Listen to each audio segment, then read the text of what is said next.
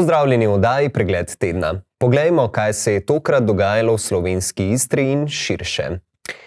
Mestna občina Koper bo v letu 2024-2025 štipendirala 23 dijakov in študentov. V tekočem študijskem letu bodo štipendijo prejeli 3 dijaki, 6 študentov ter 14 štipendistov, ki jim je komisija odobrila nadaljevanje prejemanja omenjenega prihodka.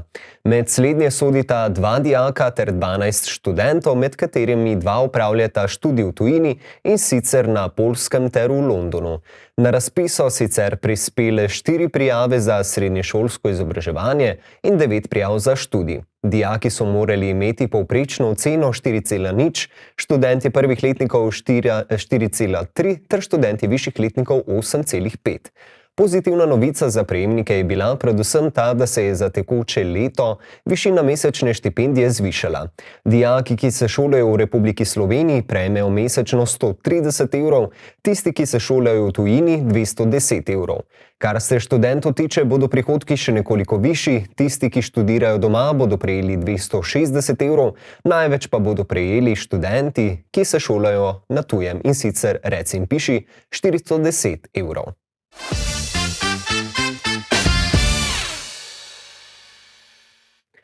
V občini Ankaran že stremijo k participativnem proračunu za leti 2025 in 2026.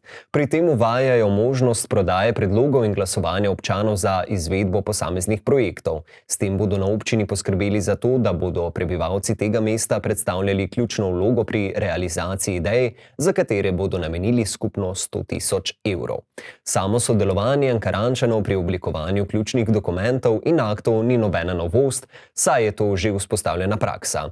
Bo pa občina v letošnjem letu to z omenjenim glasovanjem še nadgradila. Občani lahko tako predlagajo svoj projekt za letošnje ter prihodnje leto, poleg tega pa tudi glasujejo za že predlagane projekte.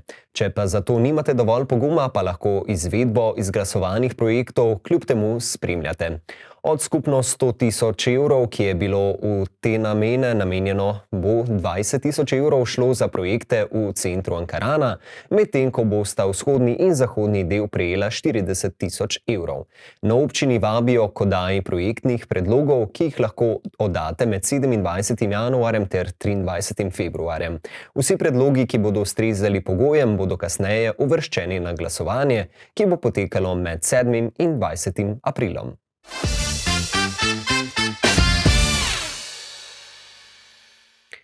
Vse občine slovenske Istre in Krasa, ki sodelujejo pri skoraj 120 milijonov evrov vrednem projektu izboljšanja vodooskrbe v regiji, so sprejele potrebne zaveze za financiranje svojih deležev. Skupno bo 12 občin v proračunih zagotovile nekaj manj kot 30 milijonov evrov. Župani so že novembra lani potrdili osnutek investicijskega dokumenta, ki je podlaga za nadgradnjo vodooskrbe. Nato pa je moral vsak občinski svet do konca leta 2024 sprejeti še investicijski načrt z jasno opredeljenim deležem financiranja. Vse občine so to obveznost izpolnile. Med njimi so Koper, Izola, Ankaran, Piran, Ilirska Bistrica, Postojna, Pivka, Miren, Kostanjevica, Komen, Sežana, Hrpelje, Kozina in Divača. Občine si večino sredstev za projekt obetajo iz kohezijskih skladov v okviru programa za obdobje 2021 do 2027, medtem ko bodo same v prihodnjih 6 letih prispevale skoraj 30 milijonov evrov. Najvišji prispevek bo zagotovila mestna občina Koper več kot 6 milijonov evrov, sledijo Piran s 3 milijoni, Izola z 2,3 milijona in Ankaran z 0,4 milijona evrov. Preostale občine bodo prispevale sorazmerne zneske glede na svoje finančne zmogljivosti. Celoten strošek projekta, ocenjen na 117 milijonov evrov, vključuje okoli 42 milijonov za povezavo vodovodnih sistemov in 75 milijonov za modernizacijo omrežja z namenom zmanjševanja vodnih izgub. Ministrstvo za naravne vire in prostor je potrdilo, da je financiranje v višini 92,3 milijona evrov zagotovljeno iz kohezijskih sredstev že odobreno. Marca 2024 je minister predstavil smernice za pripravo vlog za evropska sredstva, kar je bilo v nadaljevanju podkrepljeno s sestanki z občinami in vodovodnimi podjetji. Občine morajo te vloge oddati čim prej, saj morajo biti vsi projekti zaključeni in uporabna dovoljenja pridobljena do 31. decembra 2029. 2029. Koprski župan Aleš Bržan je poudaril, da gre za največji projekt na področju vodooskrbe v zgodovini Slovenije.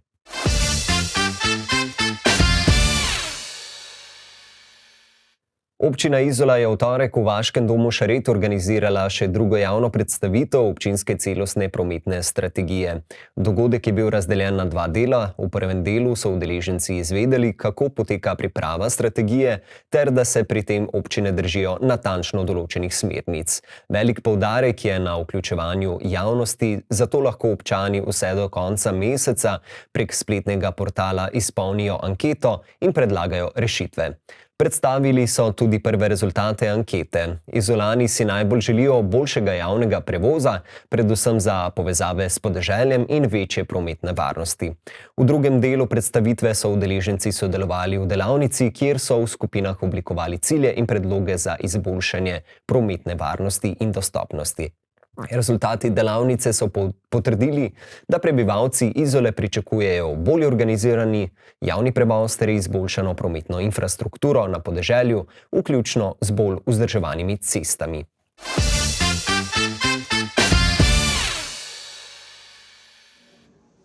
Jutri bodo v koprskem gledališču uprizorili novo predstavo za otroke Favole al telefono oziroma Pravljice po telefonu italijanskega mladinskega pisatelja in Andersonovega nagrajenca Giannia Rodarija. Predstava bo potekala v italijanskem jeziku, avgusta pa bo premiero doživela tudi slovenska verzija, kjer bo nastopil italijansko-slovenski igralec Francesco Borchi.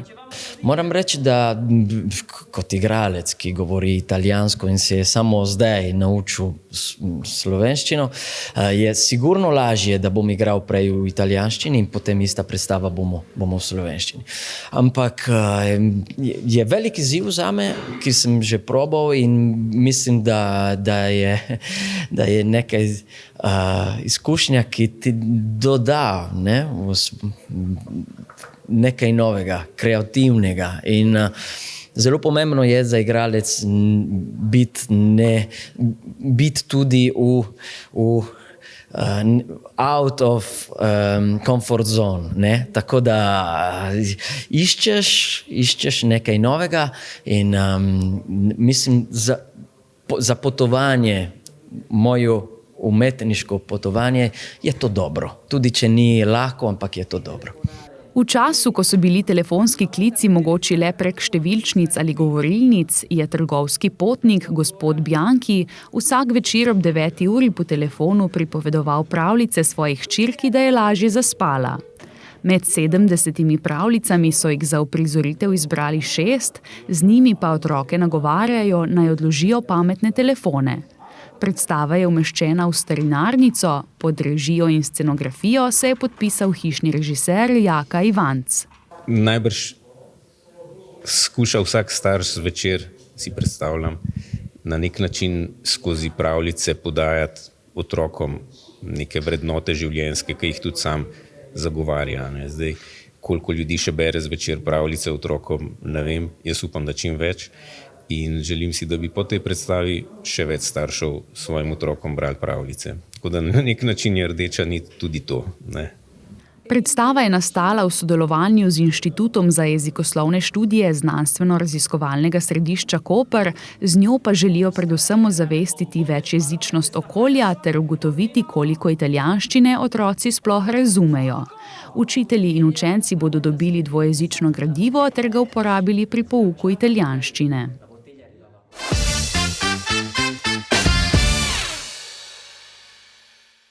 Občina Izola je pridobila nov defibrilator, ki so ga namestili na pročelje turistične kmetije na Baredih. Nakup je omogočilo društvo AED, ki si prizadeva za širitev mreže naprav za pomoč pri srčnem zastoju. Nova AED naprava je vključena v mrežo izolskih defibrilatorjev, s katero upravlja zdravstveni dom Izola. Srčno-žilne bolezni so že desetletja glavni vzrok obolevanosti in umrljivosti v razvitem svetu, tudi v Sloveniji. Največ smrti povzroča srčni infarkt, pri čemer je ob srčnem zastoju ključnega pomena takojšnja defibrilacija.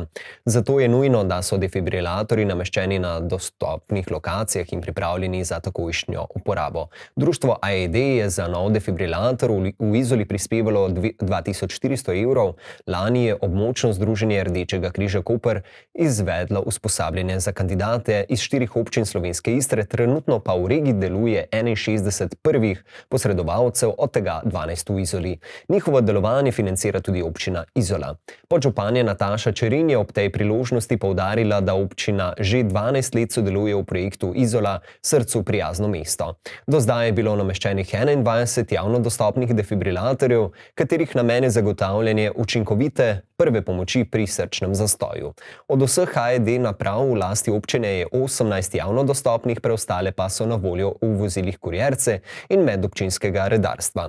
Njihova uporaba je omogočena usposobljenim voznikom in redarjem. Prvi defibrilator so postavili na pročelje zdravstvenega doma, sledili pa so mu drugi na različnih lokacijah, kot so Korte, Malija, Mancoljev trg, Jagodje, Livade, Tržnica in druge. Nazadnje so ga namestili na pročelje turistične kmetije Jugovac na Baredih. Turistično združenje Izola bo kmalu pripravilo interaktivni zemljevid vseh javno dostopnih defibrilatorjev, ki bo objavljen tudi na spletni strani občine.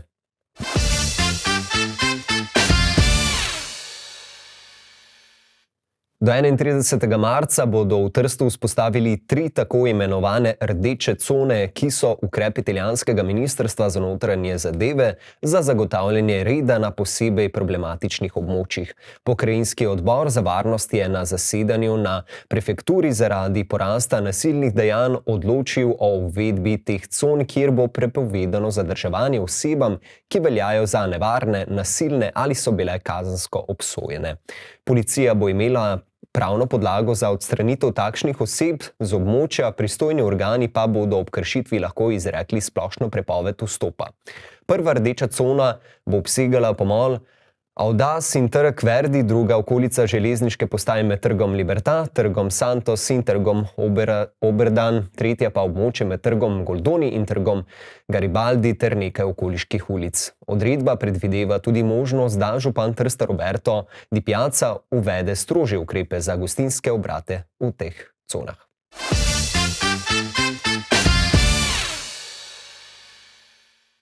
Skočimo še na ceste. Včeraj so se pričela dela za izgradnjo pločnika in razširitev priključka z Regentove ulice k osnovni šoli in vrtcu Ankaran. V obdobju izvajanja del bo na navedenem območju veljala popolna zapora prometa. Parkiranje bo omogočeno v centru ter na parkiriščih pred in za trgovino. Imetnikom abonmajev A in B bo na voljo tudi parkirišče ob Regentovi ulici 6, 8 in 10. Dela naj bi se zaključila 28. februarja.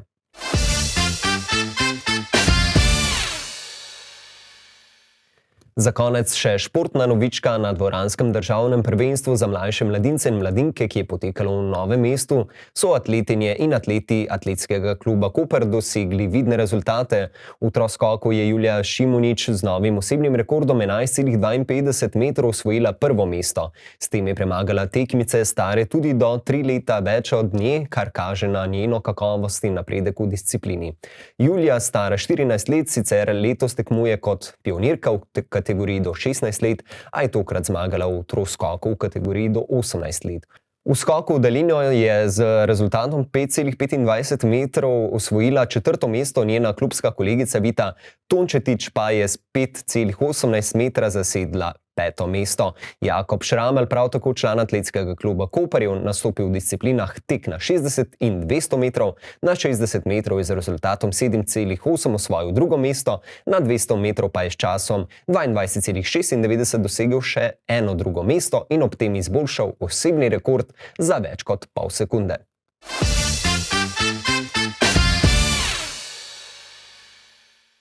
Najboljši slovenski parasmučar, 24-letni Jernej Slivnik, je v nedeljo v Torinu osvojil zlato medaljo in tako postal prvak v veleslalomu.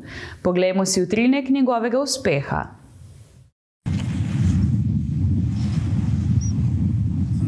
Really strong. Let's go, Hudson. stato un po' di vento anche nella Currently parte centrale in finale di front questa Olimpica 23. 2:24.12, and he does it by 1100s. Well, he needed everything from the first run in the second run, and he is the giant slalom.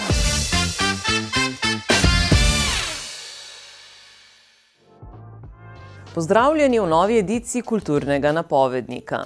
V soboto 25. januarja se v Lutkarnici v Kopru obeta gledališka delavnica Kako urimo ustvarjalno pripoved. Pričetek dogodka ob 10. uri dopoldan. Na sobotni večer ob 20. uri bo v gledališču Koper na sporedu glasbena komedija La La Life, v kateri nastopata Robert Petan in Perica Jerković. Ob 21. pa vas Hangar Bar v Izoli vabi na dogodek, ki se bo odvil v sklopu cikla akustičnih koncertov z naslovom Odklopljeno. Tokrat se bo na odru predstavil Bohem Ian. Ta teden pa bo v slovenski Istri in drugod po Sloveniji potekal že 10. Couch festival. Gre za umetniško obarvan festival, ki bo potekal na 150 lokacijah, kuhinjah, dnevnih sobah, muzejih in galerijah, pisarnah, na skednjih, v kleteh ter planinskih kočah in drugih nenavadnih prostorih. Predstavili vam bomo dogodke, ki bodo v slovenski Istri javni, ostale zasebne dogodke pa si lahko ogledate na www.couchfestival.si. Torej, na ponedeljkov večer se bo na ulici Osvobodilne fronte 15 v Kopru odvil prvi javni istrski nastop, kjer bo nastopil Jani Kovačič s svojim programom izbrane pesmi Euridika iz pekla.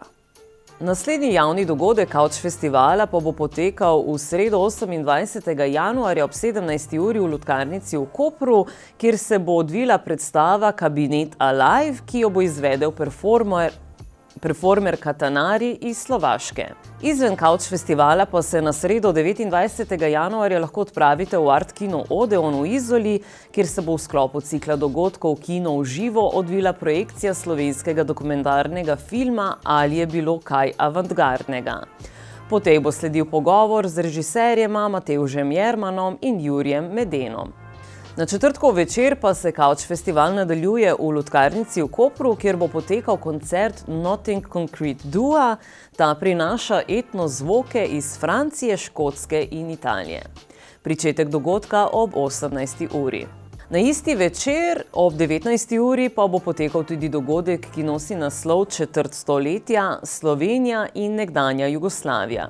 Gre za okroglo mizo, ki jo bo moderiral Aljaž Novak, med gosti pa bodo Vesna Milek, Ivan Novak in Irena Urbič. Ob 19:30 pa vas Art kavarna Odeon v Izoli vabi ponovno na Couch festival. Potekal bo koncert The Wingman, ki bo navdušil s punk rockom. Na petek se bodo javni dogodki Couch festivala nadaljevali v Lutkarnici v Kopru, kjer bo ob 16. uri nastopil britansko-francoski iluzionist Ben Zudist s svojo predstavo Django Delusion. Couch festival se bo ob 17:30 nadaljeval v galeriji Insula v Izoli, kjer bo na ogled razstava z naslovom Barvno-slišni zven likovne umetnice Nuše Semolič in glasbenikov Marja Sekol, Samuela Gustavsona in Hane Abhadi. Ob 19:30 pa se lahko odpravite v Art kavarno Odeon v Izoli, kjer bosta ponovno nastopila Nothing Concrete Duo. To je z naše strani vse, napovednik dogodkov si lahko preberete tudi v najnovejši izdaji časopisa Megafon. Se vidimo prihodnji teden.